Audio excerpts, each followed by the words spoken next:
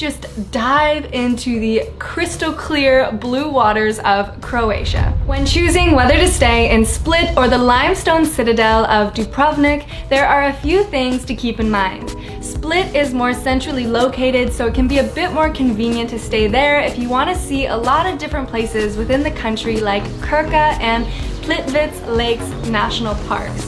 I highly recommend seeing the different beautiful waterfalls and terraces in these parks, which are connected by wooden paths. You can even go for a swim in their natural pools. Montenegro is one of the most underrated road trip destinations in the world. You can drive around serpent-like roads which harbor panoramic views of the sun-drenched fjords. You'll also cross stunning bridges like the Drvenica Tara Bridge, which stretches over the Tara River and was completed just as World War II was beginning. A trip to Montenegro wouldn't be complete without visiting the Bay of Kotor, which is one of the most beautiful medieval cities in the Balkans. The next stop in the Balkans you should definitely visit is Bosnia and Herzegovina. This is by far one of the most unique places in Europe due to its European and Islamic influences. Finally, being able to see the Stari Most for myself, which is the 16th century Ottoman stone bridge in Mostar, was a highlight of my trip here. One of the world's most visited countries, Italy.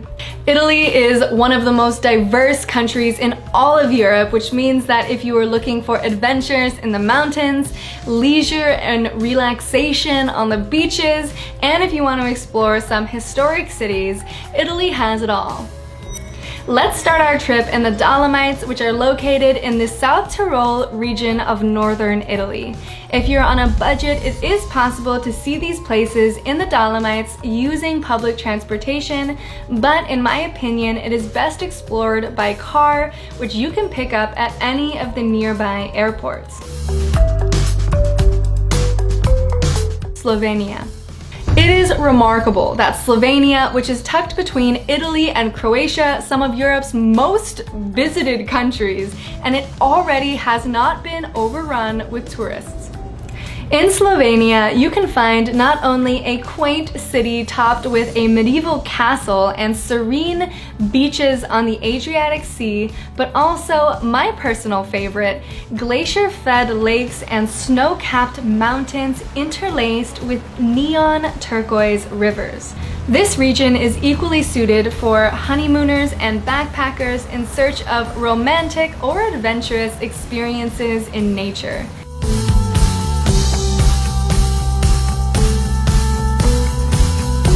Most people, especially if you're like me, may have thought that they have seen all of what France has to offer once they visited Paris, but let me tell you, there is so much more to discover in France. France is the most visited country in Europe ahead of Spain and Italy.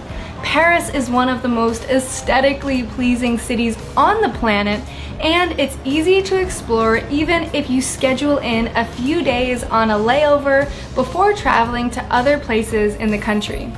My personal favorite region is in the south of France, and the French Riviera is home to some of the world's best wine and cuisine. Renting a boat on the coast of Nice or Cannes is one of the best ways to see the landscapes.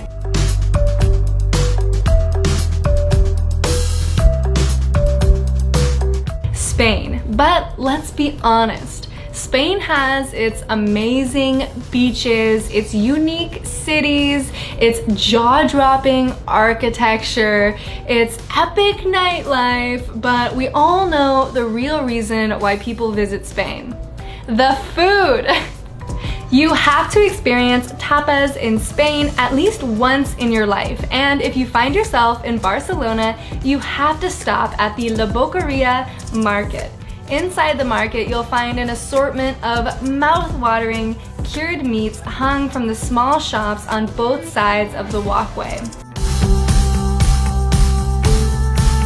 The next incredible place you should visit during the summer is Iceland. Now, keep in mind that Iceland is significantly more expensive during the summertime because it is such a beautiful time to be there, and thus the demand is a lot higher. If you're looking to save some money, I would recommend maybe traveling during a shoulder season or even the off season, because everything from the plane ticket to the rental vehicle will be a bit more affordable. And trust me, you definitely want to rent a van or an RV while traveling around Iceland, because it's by far the best way to see the country. Germany.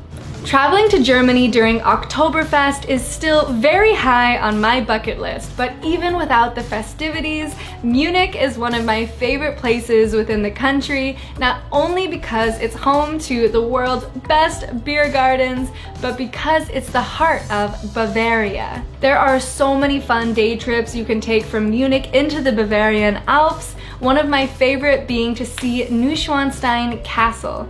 This castle was the inspiration for Disneyland's Sleeping Beauty's castle, and traveling here definitely feels like stepping into a fairy tale.